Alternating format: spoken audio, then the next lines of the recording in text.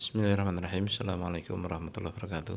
Alhamdulillah, salatu wassalamu ala rasulillah wa ala alihi wa sahbihi wa man walah mabad. Terlapat terlibat MG kelas 8 yang dimulaikan Allah Ta'ala. Kita sampai di pelajaran 2 dengan judul lanjut bab apa yang datang tentang perdukunan dan yang semisalnya. Jadi masih kita bahas tentang dukun, ya, yang nama kerennya paranormal, ya. Kalau nama Jawanya orang pintar dan yang semisalnya, ya. Nah, kita baca tujuan pembelajaran kita. Yang pertama, murid dapat mendefinisikan tentang nujum dan tukang ramal. Yang kedua, murid dapat menerangkan hukum membaca telapak tangan, ya, atau membaca gelas serta yang semisalnya. Lalu yang ketiga, murid dapat menerangkan tentang jalan yang jelek yang ditempuh oleh tukang ramal untuk mencapai tujuannya. Nah, kita baca dalil pada bab ini. Wa an Imran ibni Husain radhiyallahu anhu marfu'an, kurung buka, laisa minna, bukan termasuk dari golongan kami. Artinya bukan termasuk dari golongan kami, dijelaskan di kosakata ini. Ini termasuk nas ancaman yang diperlukan secara dohirnya supaya lebih tandas dalam celaan. Jadi ini celaan yang sangat besar. Bukan termasuk dari golongan kami man tatayyaro, yaitu orang yang mengerjakan tiaroh, ya. Au tutayyaru lahu, atau artinya orang yang memerintahkan pada orang lain untuk melakukan tiaroh untuknya. Dan seperti ini makna lafaz-lafaz yang lainnya. Jadi di hadis yang pertama ini kata Nabi, laisa minna, bukan dari golongan kami siapa yang bertatoyur, ya, atau minta ditatoyurkan, tutayyarulahu, ya, au takahana au tukahanulahu, ya, atau dia menyihir, takahana, au tukahanulahu, ya, berarti maknanya minta untuk disihirkan, ya, meramal.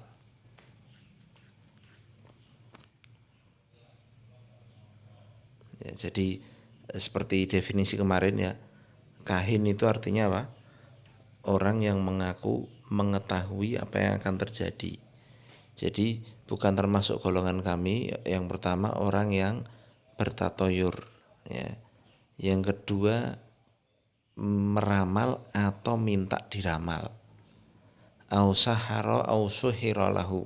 Yang ketiga, berbuat sihir atau minta untuk disihirkan. Jadi dia minta tolong orang untuk menyihir orang lain, ya.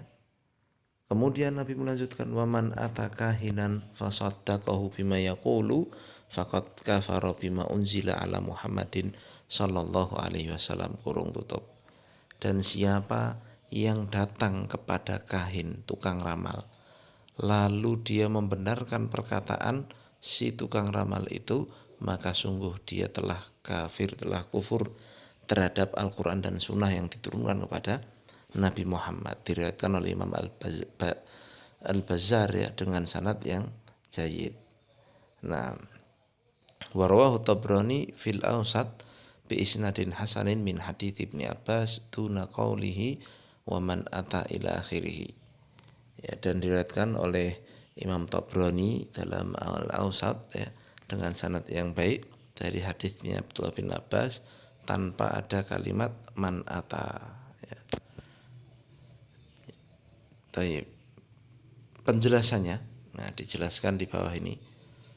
Qala al-Baghawi, berkata Imam al-Baghawi, al-arrafu, arraf adalah alladzi yadda'i ma'rifatal umuri bimuqaddamatin yastadillu biha alal masruqi au makanid dhalati wa nahwi dzalika. Arraf, ya, itu adalah orang yang mengklaim, orang yang mengaku tahu perkara-perkara dengan tanda-tanda, ya, yang menunjukkan kepada barang yang dicuri atau tempat hilangnya suatu barang atau semisalnya. Jadi sudah diawali di atas ya. Jadi araf ini spesialisasinya nyari sesuatu yang hilang begitu. Ya, wanah widalika dan yang semisalnya. Wakila huwal kahin, dan ada yang mengatakan bahwa araf itu maknanya sama dengan kahin. Dan kahin adalah huwaladzi yukhbiru anil mughayyabati fil mustaqbal. Kahin adalah orang yang mengabarkan tentang perkara gaib yang akan terjadi di masa datang. Jadi kahin itu spesialisasinya ke ramalan yang akan terjadi. Wakila, dan menurut pendapat yang ketiga, jadi ini pendapat pertama tadi itu araf itu spesialis barang hilang, ya kan. Pendapat kedua sama dengan kahin, yaitu spesialis ramalan yang akan datang. Pendapat yang ketiga bahwa araf itu adalah alladzi yukhbiru amma fid dhamir, yang mengabarkan apa yang ada di sanubari, apa yang ada di hati manusia dia tahu lalu dikabarkan. Wah, kayak dokter hati ya, tahu hatinya orang katanya. Ya. Wa qala Abul Abbas Ibnu Taimiyah, dan Ibnu Taimiyah mengatakan, kalau tadi tiga itu pendapat itu dinukilkan dari Imam Baghawi. Sekarang pendapat Ibnu Taimiyah. Ya. Al-arrafu, ya, arraf adalah ismun lil kahini, nama bagi kahin, wal munajjim, dan munajjim, warramal, dan juga ramal, ya, wa nahwihim mimman yatakallamu fi ma'rifatil umuri bihadhihi turuqi, dan yang semisal dengan orang-orang seperti itu yang berbicara, yang mengaku bisa tahu ya, perkara-perkara gaib dengan cara-cara bantuan setan. Ada kalimat munajim, romal, apa itu artinya? Kita baca di bawah ya. Munajim adalah orang yang berdalil dengan keadaan-keadaan langit untuk menentukan kejadian yang ada di bumi. Jadi ramal pakai bintang ya, atau bulan. Pokoknya dia tukang ramal, spesialisasinya pakai apa? Pakai apa itu? Perbintangan. Ramal artinya orang yang menyatakan mengetahui perkara gaib dengan membuat garis dengan pasir dan melempari dengan kerikil. Jadi dia dari kalimat romlon itu artinya pasir. Jadi spesialisasinya dia ngeramal tapi pakai bantuan coret-coretan di pasir. Ya, paham? Nah, ini semua pelaku kesyirikan, dan itu semua mau dinamakan apapun ya mereka itu adalah ya sama, yaitu orang yang mengklaim mengetahui perkara gaib, baik nyari benda, apa yang akan datang ya, terus kemudian ramalan bintang dan sebagainya ya, apalagi tadi ramalan apa yang ada di hati ya, ini semua nah, pelaku kesyirikan. Kemudian dalil yang ketiga, waqala Ibnu Abbasin fi qaulihi fi qaumin yaktubuna abajad, dan Abdullah bin Abbas berkata tentang kaum yang menulis abjad. Maksudnya apa abjad? Orang yang memotong huruf-huruf abjad dan mengatakan mengetahui perkara gaib dengan hal itu. Mungkin orang Jawa atau mungkin antum tanyakan orang tua, ada ini prakteknya di Jawa. Namanya rajah. Jadi orang nulis-nulis huruf-huruf, maaf saya tulis di sini. Misalkan a dia nulis kayak huruf-huruf Arab begitu, c c c c, nah begini banyak begitu, nanti di satu kertas, lalu kertasnya itu disimpan di tempat tertentu ya, dipakai jadi jimat, itu namanya rajah kalau bahasa Jawanya, paham? Nah ini larangan ini. Nah ini yang akan kita baca tentang perkataan Ibnu Abbas ini. Nah Ibnu Abbas mengatakan tentang orang yang membuat rajah seperti ini, ya, wa yanturuna fin nujum. Lalu setelah mereka membuat rajah, mereka melihat ke bintang. Iya. Maka Abdullah bin Abbas mengomentari orang-orang seperti ini. Ya, ini per kalimatnya Abdullah bin Abbas ini. Ya, beliau mengatakan ma'ara man fa'ala dzalika lahu indallahi min khalaqin. Aku tidak mengetahui, aku tidaklah melihat bahwa orang-orang yang melakukan perkara itu, yaitu bikin raja seperti itu, mereka itu di sisi Allah sama sekali tidak memiliki bagian keuntungan. Ya kalau nggak untung di sisi Allah berarti apa? Rugi. Rugi ning akhirat berarti apa? Mlebu neraka. Waliyadzubillah. Jadi orang yang membuat raja seperti ini, kata Abdullah bin Abbas, aku tidak mengetahui orang-orang semacam itu, ya, kecuali besok di akhirat mereka tidak memiliki bagian dari keuntungan. Mereka akan rugi di akhirat. Mereka akan ya menanggung akibatnya di akhirat. Masya Allah. Jadi Abdullah bin Abbas ya menganggap perkara yang sangat besar. Orang bikin ramalan-ramalan, orang bikin jimat, orang bikin raja seperti ini. Masya Allah, itu dosa yang sangat besar, tidak diampuni di sisi Allah Ta'ala, karena itu termasuk kesyirikan. Paham ya? Nah, Masya Allah, ada 3 dalil ya, dihafalkan ini. 1, 2 ya, terus 3 perkataan Abdullah bin Abbas tadi. Nah, kok akeh man bisa insya Allah ya. Taib. Kemudian kita baca pokok pembelajaran yang pertama. Tiarah dan perdukunan dan sihir termasuk dosa besar ya. Nabi Shallallahu Alaihi Wasallam menjelaskan dalam hadis pertama tentang ancaman yang sangat keras bagi orang yang menyimpang dari syariat Allah dan menuju kepada selain Allah. Di antara perbuatan tersebut adalah yang pertama, orang yang melakukan tiarah atau menerima ucapan orang yang melakukan tiarah untuknya dan mengikutinya.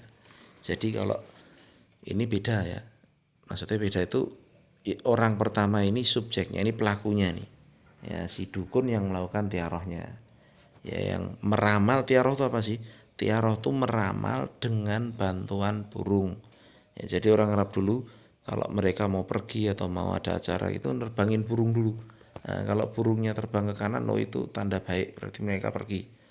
Oh kalau burungnya ke kiri, berarti itu tanda jelek, berarti nggak jadi safar, nggak jadi dagang. Nah ini tiaroh. Nah si pelaku tiaroh, dukunnya itu ya dia melakukan kesyirikan, paham? Dosanya sangat besar. Adapun yang kedua ini berarti kan siapa orang yang minta tolong. Nah ini hukumnya dia melakukan dosa besar, namun dosanya di bawah orang yang pertama, di bawah si dukunnya, paham? Ya sama-sama besarnya dosanya itu karena dosa kesyirikan. Kemudian yang kedua, ya, orang yang melakukan perdukunan dan mendatangi dukun dan membenarkan serta mengikutinya. Jadi yang pertama ini simbah dukunnya. Nah, yang mendatangi ini berarti pasiennya. Ya, ini sama-sama dosanya sangat besar, tapi tentunya lebih besar dosanya mbah dukune, paham? Ya, ini kita udah baca yang kedua ini minimalnya tidak diterima. Dia baru benerin perkataan, dia baru datangin benerin perkataan Mbah Dukun. Itu sudah tidak diterima, sholatnya 40 tahun. Bahkan banyak di antara ulama menyebutkan tidak sampai membenarkan, hanya mendatangi dukunnya itu sudah mendapatkan ancaman, sudah masuk, dia tidak dapat apa? Pahala sholat 40 hari ya. Masya Allah, berarti itu urusan dengan dukun ini urusan yang sangat besar ini. Iya. Dan Indonesia itu ya anehnya begitu. Dari dulu suka dukun-dukun ya. Aneh nyoto dukun itu bisa nolongin Indonesia gak dijajah sama Belanda 350 tahun tuh. Katanya banyak dukun. Nah, dukunnya karo Belanda kalah ternyata, padahal Belanda ramudeng dukun-dukunan. Ya, jadi itulah ya, perkara dukun ternyata perkara besar yang ya sekarang banyak dilalaikan oleh manusia. Kemudian yang ketiga, orang yang mengerjakan sihir dan meminta untuk disihirkan.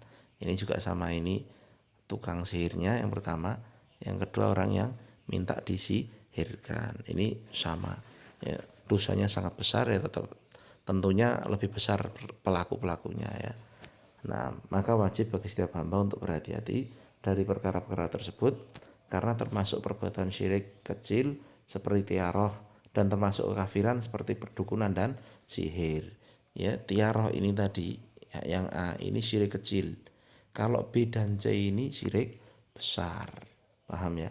Sebagaimana juga harus berhati-hati dari mendatangi dukun dan bertanya tentang perkara gaib yang kemudian dia membenarkan ucapan dukun tersebut, maka sungguh telah kafir terhadap wahyu yang diturunkan kepada Nabi Shallallahu Alaihi Wasallam. Jadi orang yang datang pada dukun artinya dia mengkufuri apa yang diturunkan kepada Nabi. Masya Allah tuh besar sekali ancamannya ya. Kedua, pokok pembelajaran kedua, al-arraf mencakup semua orang yang menyatakan mengetahui perkara gaib. Ya, ini dia nih kasih garis bawah nih. Jadi araf itu secara garis besar pokoknya semua orang yang ngaku tahu sesuatu dari perkara gaib ya dia araf itu. Ya, al-araf adalah dukun, ahli nujum, tukang ramal, serta yang semisalnya. Jadi maknanya umum. Dari orang-orang yang membaca telapak tangan, gelas, dan yang lainnya. Termasuk orang yang berbicara tentang perkara gaib dengan cara-cara setan. Sungguh mereka telah beribadah dan mendekatkan diri pada setan untuk mewujudkan tujuan mereka. Maka mereka sesungguhnya merupakan budak setan dan jin. Mereka pada hakikatnya adalah pelayan dan wali-wali jin itu, atau mereka ya adalah dajjal, pendusta yang kafir karena menyatakan mengetahui ilmu gaib. Masya Allah ya. Jadi urusan perdukunan ini bukan permasalahan ringan ya. Murka Allah sangat besar terhadap perilaku perdukunan ini ya, maka hukumnya kekufuran ya, luar biasa. Jangan sampai ya kita tertipu. Ilmu gaib itu tidak ada yang mengetahui kecuali Allah Ta'ala ya. Jadi kalau ada orang yang mengaku tahu tentang gaib ya berarti dukun, berarti dia adalah tukang ramal. Tidak boleh sama sekali kita ya mempercayainya. Adapun apa yang diramalkan dari satu kejadian di waktu yang akan datang, dari perkara yang bisa diketahui dengan perhitungan seperti kabar akan adanya gerhana matahari atau gerhana bulan atau ramalan cuaca, ya panas, hujan dan sebagainya, hal ini tidak termasuk dari perdukunan atau ramalan. Ini namanya kalau kita astronomi. Nah, sedangkan perkara dukun-dukun itu nama dalam bahasa Indonesianya astrologi. Ya, beda ya. Kalau astronomi itu kan ada ilmunya. Nah, ini sekarang mendung. Nanti kira-kira siang itu hujan enggak? Kalau anginnya kira-kira sekian ya. Kecepatan angin knot ya. Kemudian awannya menggumpal seperti ini dinamakan awan begini-begini, nanti kurang lebih berapa jam lagi hujan. Kalau dia emang tahu ilmunya ya, itu bukan meramal perkara gaib, tetapi dia menggambarkan apa yang akan keadaan cuaca seperti ini, bukan perkara gaib. Itu namanya astronomi dan itu boleh. Beda dengan astrologi. Kalau bedanya apa? Astrologi itu pakai bintang-bintang ya, tetapi untuk meramal nasib, meramal masa datang. Nah, sedangkan kalau astronomi itu ngamati alam semesta ya, planet, bintang dan sebagainya. Memang dia untuk penelitian. Oh, itu ada bintang jatuh. Oh, itu ada gerhana bulan. Oh, ini kan ada gerhana matahari, itu kan ada ilmunya. Nah, kalau yang kedua itu tidak apa-apa, paham?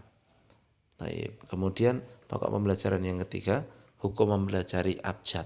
Nah, ini hukumnya ada dua. Yang pertama dibolehkan apabila penulisan dan mempelajarinya dalam rangka untuk latihan membaca dan membuat kalimat. Seperti antum sekarang belajar bahasa Arab. Kan antum belajar cara nulis huruf alif, cara nulis huruf ba dari mana dulu, cara nulis huruf jim dari mana dulu, ya kan? Ini kan semua belajar antum. Kalau tujuannya untuk belajar bahasa Arab ini boleh, paham? Nah, tetapi yang kedua diharamkan. Kapan itu?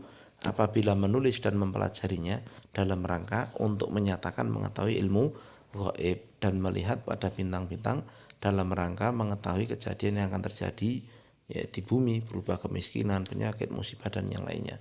Kalau ya mempelajari raja ya, yang dinamakan orang Jawa raja ya, nulis-nulis huruf-huruf abjad seperti itu untuk urusan gaib seperti ini, ini haram, paham?